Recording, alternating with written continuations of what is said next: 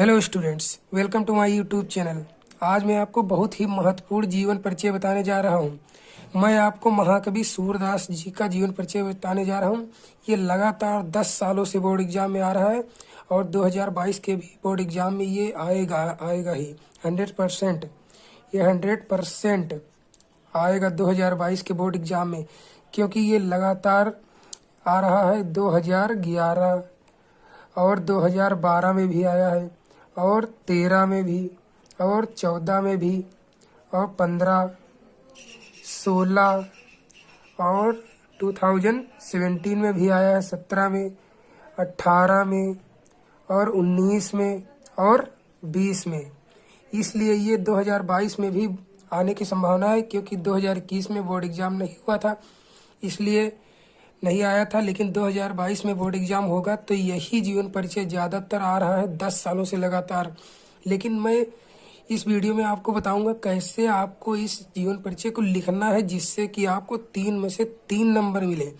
ज़्यादातर बच्चे लिखकर आते हैं तो उनको 2 नंबर या 2.5 नंबर मिलते हैं, क्योंकि मुझे भी 2 नंबर मिले थे, क्योंकि मैंने एक गलती की थी। उस गलती को आपको नहीं करना है, इसलिए मैं आपको बता रहा हूँ क्या गलती आपको नहीं करना है, जिससे कि आपको 3 में से 3 नंबर मिले बोर्ड एग्जाम में। तो चलिए वीडियो को स्टार्ट करते हैं, देख लेते हैं। सबसे पहले आपको करना क्या है। सबसे पहले उनका शॉर्ट जीवन परिचय लिखना है। जैसे यहाँ मैंने लिख दिया जन्म यहाँ लिख देना है 1478। फिर जैसे जन्मस्थान रुनकता नामक ग्राम में। फिर पिता रामदास। फिर जैसे गुरु वल्लभाचार्य। फिर उनकी एक रचना लिख देनी है। जब यहाँ आप एक रचना लिख देंगे तो जैसे नीचे रचना भूल गए तब भी आपको 3 में से 3 नंबर मिल जाएंगे। लेकिन जब हम नीचे रचना भूल जाते हैं लिखना तो हमको 2 ही नंबर मिलते हैं। इसलिए ये गलती नहीं करना है। आपको शॉर्ट जीवन परिचय जरूर ऊपर लिख देना है, जिससे कि आपको 3 में से 3 नंबर मिलेंगे, कोई रोक नहीं सकता। तो यहाँ पर देखिए, रचना के बाद फिर उनकी मृत्यु लिख देंगे तो ये आपका जीवन परिचय शॉर्ट हो गया। अब आपको डिटेल में जीवन परिचय लिखना है। आपको ज़्यादा बड़ा जीवन परिचय नहीं लिखना है, सिर्फ 1 पेज का जीवन परिचय लिखना है। जितना ज़्यादा परिचय लिखेंगे उतने कम नंबर मिलेंगे, इसलिए सिर्फ 1 पेज का लिखना है आपको। तो मैं आपको बता दे रहा हूँ किस तरीके से आपको जीवन परिचय लिखना है, क्या लिखना है जीवन परिचय में। जीवन परिचय का मतलब होता है कि उनकी क्रमबद्ध जीवन की घटनाएं लिखना होता है। तो मैं आपको महाकवि सूरदास जी का जीवन परिचय बताने जा रहा हूँ। तो यहाँ पर देखिए, स्टार्ट करते हैं। सबसे पहले लिखना है आपको, महाकवि सूरदास जी का जन्म सन 1478 में रुनकता नामक ग्राम में हुआ था। अगर आप लोग चैनल पर नए हैं तो चैनल को सब्सक्राइब कर दीजिए और बेल आइकन को प्रेस कर दीजिए, और वीडियो को जितना हो सके शेयर कीजिए, क्योंकि मैं लगातार महामैराथन की क्लास दे रहा हूँ, क्लास 10th। आपके आसपास जितने भी बच्चे हैं उनको जोड़ दीजिए, क्योंकि मैं लगातार आपको वीडियो प्रोवाइड करा रहा हूँ।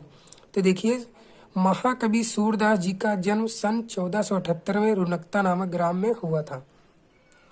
इनका जन्म रुनकता नामक ग्राम में हुआ था सन 1478 ईस्वी में। यहाँ पर जैसे आपको सन डालना है तो यहाँ आपको काले पेन से लिख देना है, हाईलाइट कर देना है, जिससे कि आपको नंबर बढ़ने की संभावना हो जाती है। अब देखिए, इनके पिता रामदास सारस्वत ब्राह्मण थे। इनके पिता रामदास सारस्वत ब्राह्मण थे। कुछ विद्वान इनका जन्म सीही नामक स्थान पर मानते हैं। कुछ विद्वान जो है उनका जन्म सीही नामक स्थान पर मानते हैं। अब क्यों मानते हैं, क्योंकि सूरदास जन्म से अंधे थे या नहीं, इस बात पर भी विद्वानों में पर्याप्त मतभेद है। क्योंकि कुछ विद्वानों का मानना है कि सूरदास जी ने जैसी बाल मनोवृत्तियों एवं चेष्टाओं का वर्णन किया है, बाल मनोवृत्तियों एवं चेष्टाओं का वर्णन किया है, वैसा कोई जन्मांध व्यक्ति नहीं कर सकता। जन्मांध व्यक्ति नहीं कर सकता। यहाँ मैं स्केच ले लेता हूँ, देखिए हाईलाइट कर दे रहा हूँ। कोई जन्मांध व्यक्ति नहीं कर सकता है। इसलिए ये संभवतः जन्म के बाद अंधे हुए। अब देखिए आगे है इनका जीवन परिचय। ये एक बार ये वल्लभाचार्य जो है इनके गुरु थे, तो इससे मिलने ये मथुरा के गांव घाट गए। मथुरा के गांव घाट जब गए तो वहां पर इन्होंने स्वरचित पद गाकर अपने गुरु वल्लभाचार्य को सुनाया। तभी उन्होंने, इनके गुरु ने, वल्लभाचार्य ने, इनके गुरु थे वल्लभाचार्य, तभी से इनको अपना शिष्य मान लिया। किसको शिष्य मान लिया? सूरदास जी को। और पहले सूरदास जी दीनता के पद गाया करते थे। कौन से पद? दीनता के पद। फिर ये दीनता के पद गाया करते थे। फिर जब ये अपने गुरु के पास गए तो वहाँ उन्होंने अपने गुरु के कहने पर ये श्री कृष्ण के पद गाने लगे। ये बहुत महत्वपूर्ण है, ये बोर्ड एग्जाम में भी पूछ लेते हैं कि सूरदास किसके पद गाते थे, तो श्री कृष्ण के पद गाने लगे। अब देख लेते हैं इनका देहांत कब हुआ। तो सन 1583, ये भी आपको काले पेन से हाईलाइट कर देना है या काले स्केच से हाईलाइट कर देना है। और पारसौली नामक ग्राम में इनका देहांत हो गया।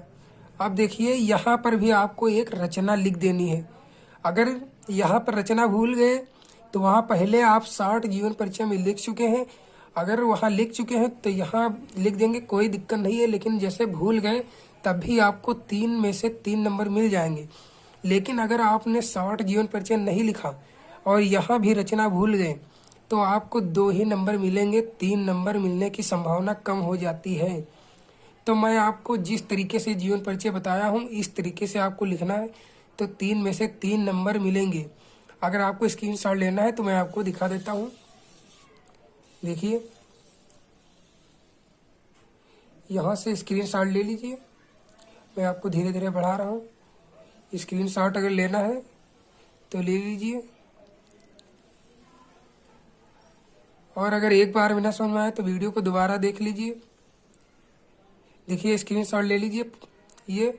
तो आई होप आपको वीडियो पसंद आया है। अगर वीडियो पसंद आया तो वीडियो को लाइक, शेयर और सब्सक्राइब जरूर करें, क्योंकि मैं लगातार वीडियो आपको प्रोवाइड करा रहा हूँ और लगातार क्लास 10th की तैयारी करा रहा हूँ। Thank you.